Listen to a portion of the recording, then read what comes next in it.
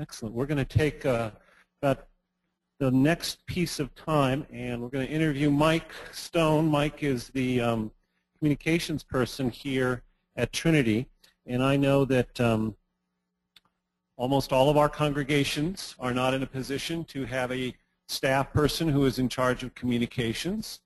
But I want you to think about, actually, Andy, could you monitor and see if there's any questions that come through from the other site? I want you to think about, okay, I can't have a staff person, but maybe I can have a person, or even better, maybe I can have a team. And if you want a resource of a congregation that's done this pretty well at putting together a communications team, call the folks at Holy Trinity Lutheran Church in Newington, New Hampshire.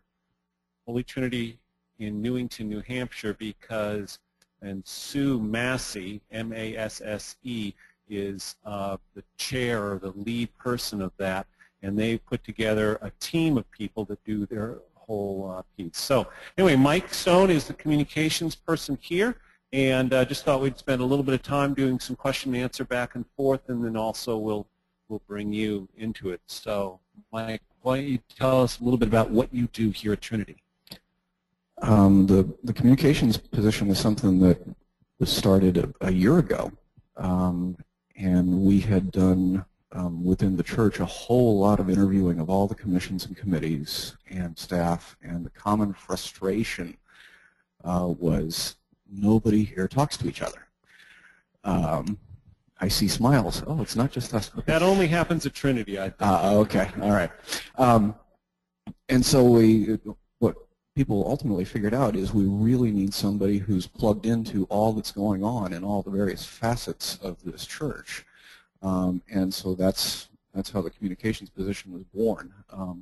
And so my job really was to come in and keep my ear to the ground and talk to people, and more so encourage people to talk to me. So at the very outset I said, look, guys, you've got to supply me information, because if I don't know what's going on, I can't print it. I can't put it on our website. And so it took a little bit of time, but very happily, after doing a few things like a weekly newsletter that's got some human interest stories and other items like that, people are very happily now coming up to me and bringing me newspaper articles. Fred, bless you, is one of the people that does that all the time.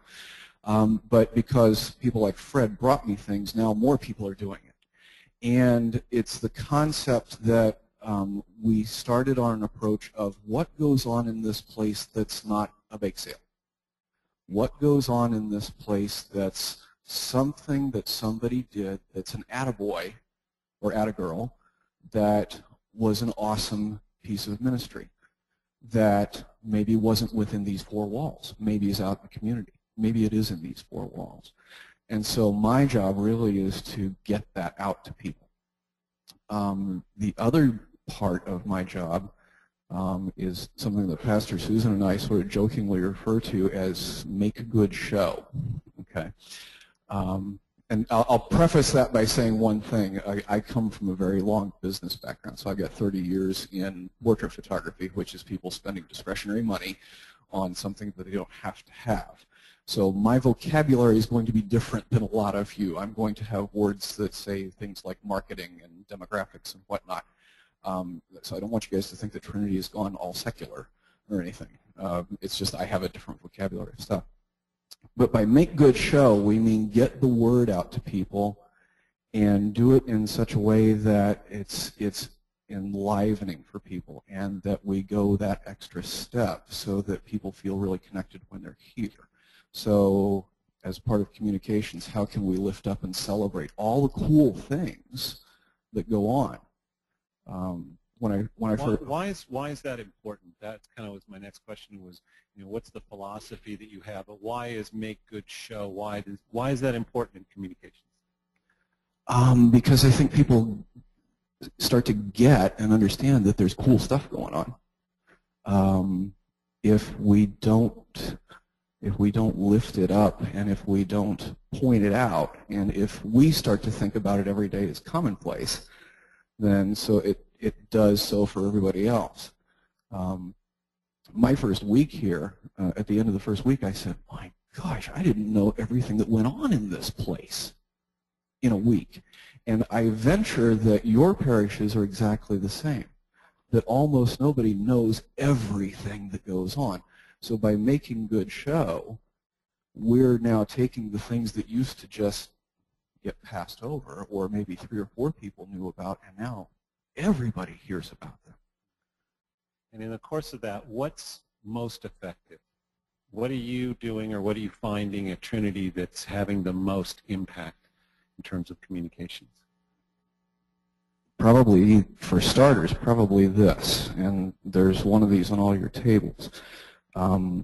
We set out with an idea to make a weekly publication that was, first of all, photo-rich, that is as much about the photos as it is about the stories, but also that we agreed that the stories weren't going to be listings, as Rachel had mentioned earlier. That these are going to be stories that go deeper about human interest kind of things. Thelma Agerholm, bless her heart, took her vacation and went to North Carolina and helped rebuild homes. And that's a wonderful thing for people to know about.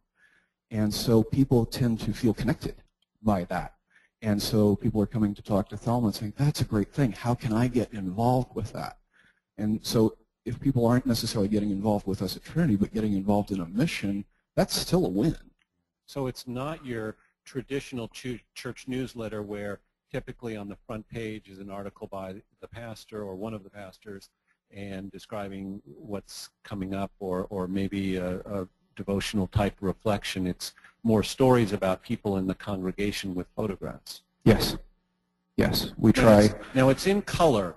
And so Trinity's got more of a budget than I do at the Synod to do this kind of thing, because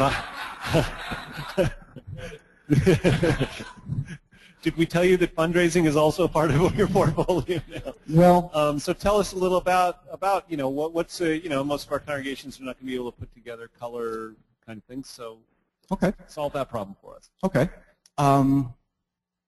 I will submit that color is within the range of a lot of people. It may not be the behemoth printer that somebody has in an office.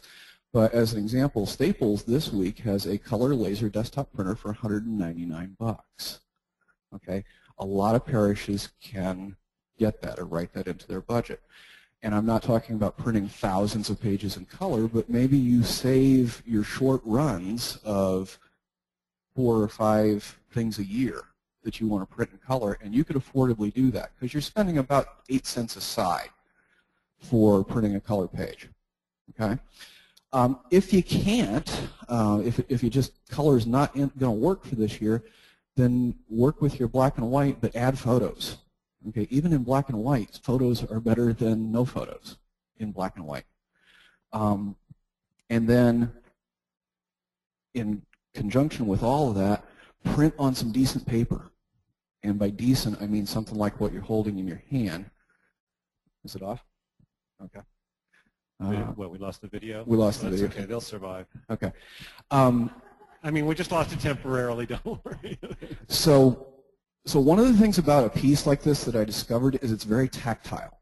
So when people pick it up, if it's printed on a really high-quality paper, they will look at it longer. And they look at it, and it's got that kind of, ooh, thing going on, okay? And so I'll in 1 second. So the one that I'm using that you hold in your hands as an example is from a company called Mohawk, and I'll have the tag up here. I won't belabor it, but it's something that you guys can see. It's a 32-pound, bright white, brilliant. It's very smooth. It has a good feel to it. And I found out that that paper costs about a half penny more a page than regular old Staples copy paper. Okay. Now we don't use that for everything. I use it for this. So, you know, we've got a budget for color, but in the great grand scheme of things, I probably spend $32 a week to print color.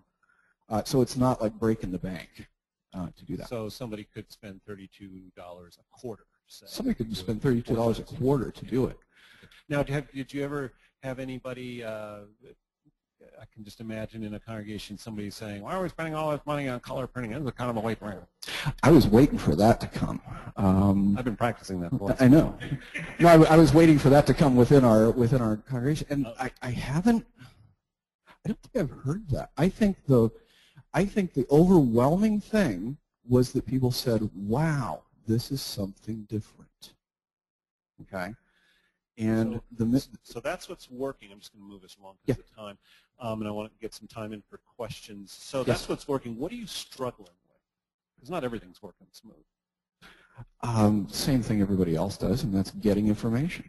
You know, getting information from people in the congregation. Yeah, that's still always a big one. So you know, there's Fridays where I'm still scrambling around the building to find something to put on that page. So you are in the same position that you were describing at the newspaper. So here we all have these things going on in our congregations and in our lives. We have stories that we know about, and yet the local communications person, the newspaper person, the television, they're all starved for this. That's different. I didn't expect that. Yeah, it's some weeks you have more than you need, and I can hold a story over until the next week.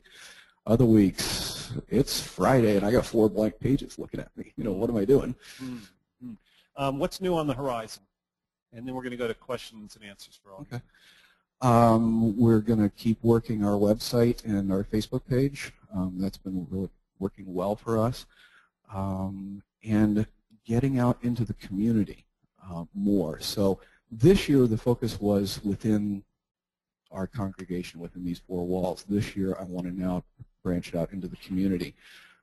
Pastor John Longworth's food packaging as a brilliant example of how you could advertise that not so much within your church but to within a 1-mile radius of a place like this, or pick your mile radius. Because I think that there are lots of people who maybe aren't interested in Trinity right off the bat, but they're certainly interested in feeding the hungry. And so they'll come as part of that, and they may come to the second one, and by repetition, they're going to look around the 4 walls and say, hey, this is kind of a cool place. Yeah, and that's definitely one of the things that people are finding in terms of evangelism and outreach is the front door evangelism. In other words, the idea that people's first contact with a congregation will be through worship. That is no longer happening, or is rarely happening. Mostly it's something like that. They'll come and help feed the hungry, or they'll come because there's something else. They're kind of what's called backdoor or side door evangelism, and then you need to create internally ways for them to then come into worship. I see that as the way that we create sustainability. All right, let's do some questions and answers, and we'll start right there. Yeah, if you want to go to a mic. You can walk? All right. Are we still without the video feed, or so? Okay, but they should be getting the audio and at least seeing a nice slide that says that. I'm not that attractive anyway. So. Go ahead. So I was looking at the beautiful color newsletter. Something that we've struggled with at our congregation, Prince of Peace in Brookfield, Connecticut, is that with our Facebook page, with our newsletter, you have pictures of children. Are there waivers? How do you do that? There's been a lot of pushback with publishing. I would love, we do have a great pastor's sermon with the children. And I just think that's such a beautiful image of the children sitting at the pastor's feet at the altar with the cross, and I never take a picture because I'm so afraid. I am so glad you asked that. Right at the outset, what we have decided is that photos of our youngsters, unless we explicitly are doing something for the web, and we've done releasing or anything like that, photos of our youngsters are print only within the building. And so we don't put photos of our youth, or especially our young ones, out on the web unless there's a signed release or express permission for that. Okay. Can you come up to the microphone, or go ahead? We have one question from Marshfield. How do you distribute the weekly piece that you put out, the photo-rich piece? Just like I did today. It's on the It's on the tables so that when people come in after the service for coffee hour, it's here, it's in the hallways. When we first started, the first 4 weeks that I did it, we handed it out to everybody. So I wasn't going to decide who and who didn't. Everybody got one, so that they started to know that this was something new. This week I tried something where I put a Facebook blurb out on Thursday to say, hey, pick up your copy of All Around Trinity this Sunday, and here are the lead stories. So I'll let you know how that worked out. But I'm trying something different. Okay. Other questions? Yeah, if you come to, okay, Lee, go ahead. Video is what the question was. It's hugely powerful for us. And I know not every parish has it. But to the degree that any parish can do some video with an iPhone or anything to get video out there, we are blessed with a television ministry, and we can put our stuff out on cable and internet weekly. And our pastors every day go out in their lives and people say, hey, I've seen you on TV. But any kind of video that you can do to get that message out is a bonus, for sure. Put it on your website, put it on your Facebook page. Okay. And another question from Marshfield. With limited resources, especially skilled volunteers, how would you suggest congregations prioritize a communications plan? Good question. Yeah, it is. Prioritize it. I would think, well, first of all, they've got to take enough time to figure out what's most important to them within their parish, because that's going to be different than mine or ours. So if for them it's if they feel that it's about getting people to interconnect, then I would say human interest stories comes right to the top. If it's getting people to just know what's going on, then it's a Facebook with lots and lots, or a constant contact with lots and lots of updates. So really, it's gonna vary by church. For us, it was about connecting people. So for us, it was human interest. Just want to highlight and notice the theme of storytelling throughout this whole thing, as opposed to just announcement. And I think Rachel earlier made that kind of delineation. Yep, we got another question. Just want you all to know here and at Calumet that apparently the folks at Marshfield, up on the screen is a picture of 2 puppy dogs, and that's supposed to be us right now. That's what they're looking at instead of the video, which we'll have back for the afternoon. Go ahead. We could always do the work. I have a couple of questions. First, to you, you're around Trinity. How many do you print? I print 85. Okay. And in answer to your question about children, and I figured this was a good way for everybody to hear this, 3 years ago at Good Shepherd in Westboro, we implemented when you sign up for Sunday school, on the back there is a release waiver for your child. We have had several parents come to us and say, as long as you don't put my child's name on it, I'm fine with it. Yeah, I've heard However, that distinction elsewhere is not naming and identifying. Yep. So we do have, and we are very specific. We have 2 or 3 people in our congregation who have volunteered to do photography, and they're very good at it. But we've made them very well aware, communication again, don't take pictures of these 6 children. Okay. So they're right. Good. I'm glad you mentioned that, because the caveat, for those of you in Worcester that can see this, on the back page, the preschool, all these kids are released. So that's when they come in and sign their enrollments, there's a release form that they can either opt out of or sign. Okay. Michelle, right? Yeah. Wow. My question is actually more of an observation, a comment. It sounds like, and I know I'm feeling this, we are all trying to fill those 4 pages or fill an email or come up with those stories. And I think it would be great to have a repository where I could upload my email, as pathetic as I know it is, but I do it weekly. I would love to know what a close community is doing and saying, hey, did you know that Brookfield just had this great thing? They have somebody who adopted someone from Somalia.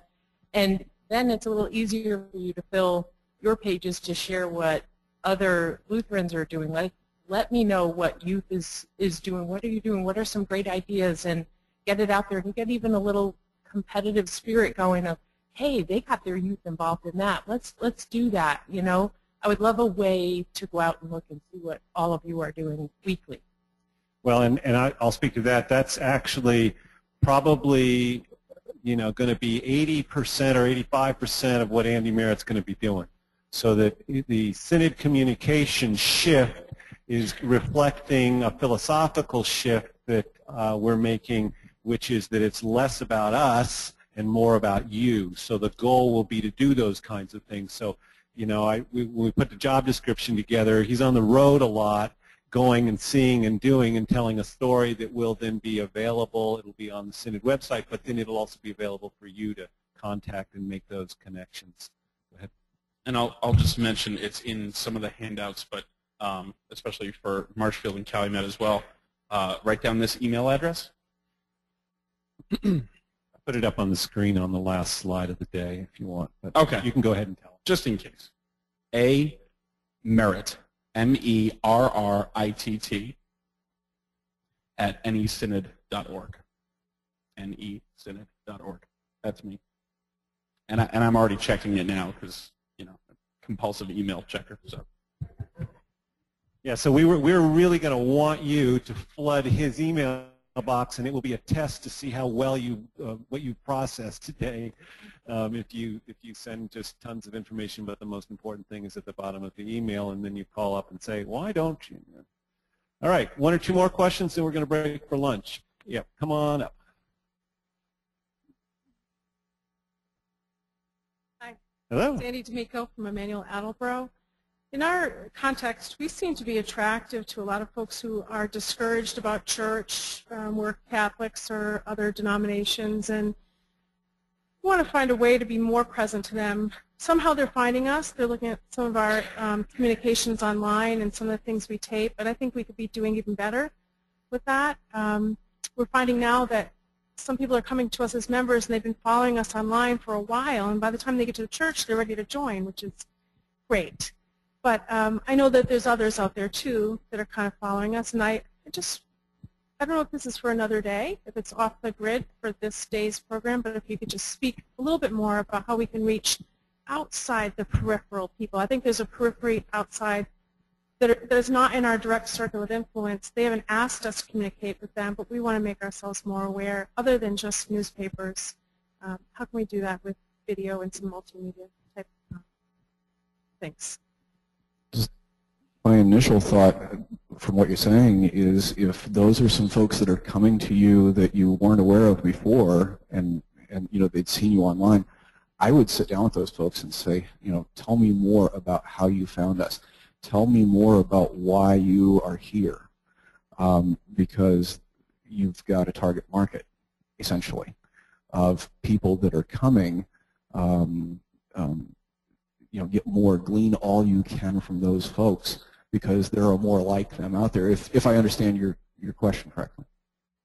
And I would say that several people here their ears were perking up when they heard you say, well, our church seems to be attractive to people who are not currently going to church. So I think that if you want to get in touch with Pastor Sandy D'Amico and find out what's going on over there, that sounds like a worthwhile conversation too. We're going to do one more question, and then we're going to break for lunch. So why don't you ask yours? Hi, Chris Belmonte from Bethel and Auburn. Our situation is that we have a lot of towns that go to our church. So we were talking about contacting the local newspaper or the cable access. We have so many towns. What do you recommend for someone like us? It's not just Auburn at all. Do them all. Yeah. And you are really going to have to, and Andy's nodding his head, I think you're going to have to, and you're going to have to then have an email that goes to the Auburn, an email that goes to the Worcester, an email that goes to this, and they're going to have to be different and targeted for those newspapers. Yeah, that's not an unusual thing, and you're not the only one, because in New England, a lot of our congregations deal with that. A lot of our congregations deal with that in terms of like youth that go to 3 different school districts or something like that. So you have to do it all. Okay, we had one more question in the back, real quick. Yep. Time's up. Sorry. Okay, we're going to go for.